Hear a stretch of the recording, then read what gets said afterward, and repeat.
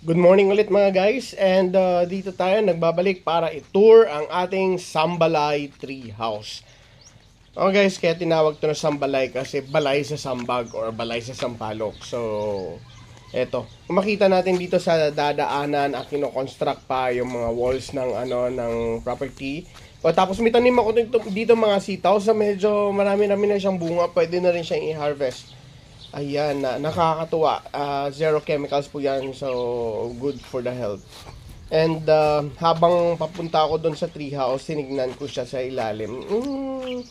Para sa akin, okay na to. Maganda naman to kasi parang, kumbaga sa Bisaya pa, inato lang naman. Hindi naman to parehas sa mga American treehouse. So, Asians treehouse ito. Asians. Ayan, paakyat dito, ginawa ko dalawa ang hakbangan para hindi masyadong masakit sa paa. Pero pag nakapaa ko, masakit pa rin. So, pero pag nakatsinelas ka naman, ay okay lang. Pero pinapaiwan ko kasing tsinelas din sa ilalim kaya para hindi madumihan. Ito na yung mga net, yung currently na gawa ko ang net. So, ayan. And tour ko muna kayo dito sa treehouse ko. Ayan, yung makita nyo, medyo mataas to. And ito yung currently na ginagawa ko na net. And mamaya, itutur kayo ni Butikol, yung kasama kong bata. Siya daw magtutur eh. So, siya na ipatur ko. Umakyat na siya ang haba-haba ng bestida. Para bang si Nanay Bilay. Ayan, sabi niya. Pakinggan natin yung sinasabi niya. Hindi ko pwedeng i-retain yung boses ni Butikol kasi may background music doon sa malapit. So, ayan, tayo tawag dito, copyright. So, ito, tinatry kong sindihan tong gas stove. Which is, sinusunog ko yung dulo ng tali para hindi siya mag-run. So, ayun na siya. Pahiga-higa na lang siya dyan. Talagang ang dami niyang ganap. Pero at least, no, pag nandyan si Butikol habang gumagawa ako, taag dito, hindi ako naboboard.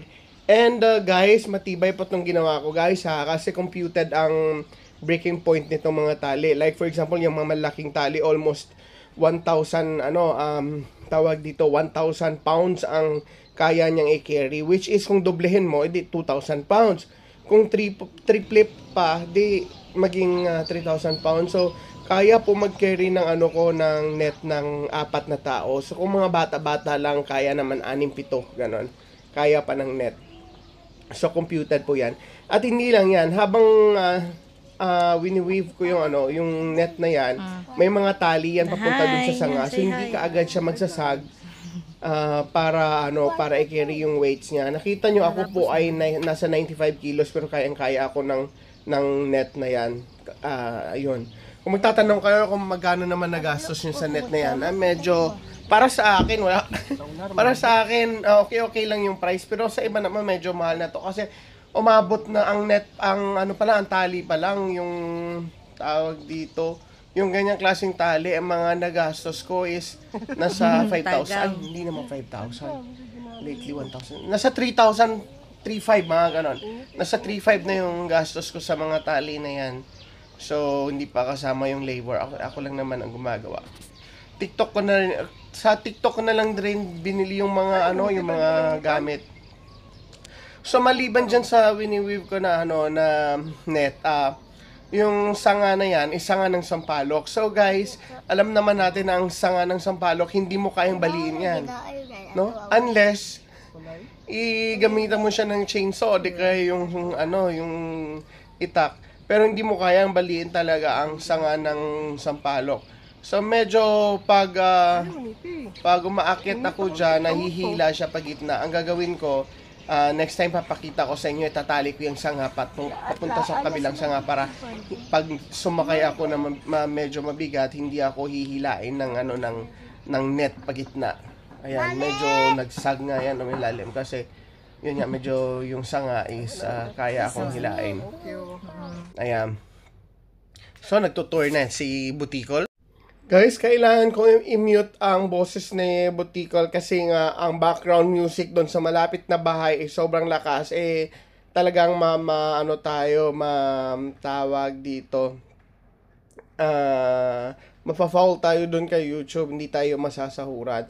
So, maganda sana ang pagka-explain ni Butiko dyan sa sa natin, sa treehouse, paano niya in-house tour.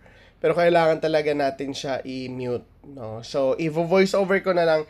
So, yan guys, ako lang talaga mag-isa gumawa nitong treehouse na to. Hindi ko nga lubos maisip na, ayun siya Butiko. Hindi ko lubos maisip na nakaya kung gawin to mag-isa. Siguro dahil sa gustong-gusto ko rin magkaroon ng treehouse kasi dito sa may Sampaloc, malilim at saka malamig pagtanghali. So makakatipid ka ng aircon. At saka ang sarap matulog dito mga guys. Sarap talaga matulog. Ayan. Medyo mataas din ito. It's around 80 feet or more than 80 feet siguro. Ganon.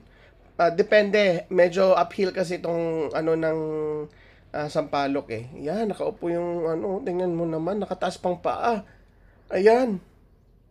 'Di ba binili ko na rin yung bangko at saka table para may Oh, ayan. Pakinggan niyo natin yung sinasabi.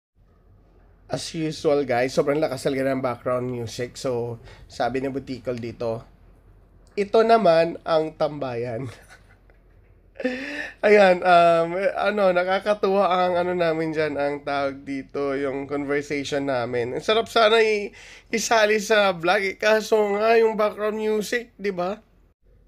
Then guys, ang conversation namin dyan, nakapost sa, sa tawag dito, sa Reels pagkatapos sa Facebook. So, pwede nyo yung panoorin.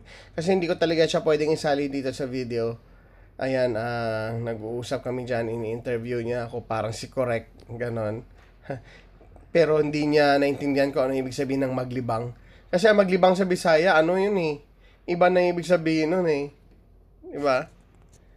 Ang ganda sana eh. Ayan, pahiga-higa na lang siya dyan, parang parang siya may-ari ng actually, na-assume niya na siya na talaga may-ari dyan. Kasi siya yung caretaker dyan. Naniningil siya ng 500 for entrance fee sa mga pinsan niya at sa mga tiwin niya. Bye-bye! Ayan, like pero like and share, subscribe, tawag dito, minsan hindi pa siya nakakolect.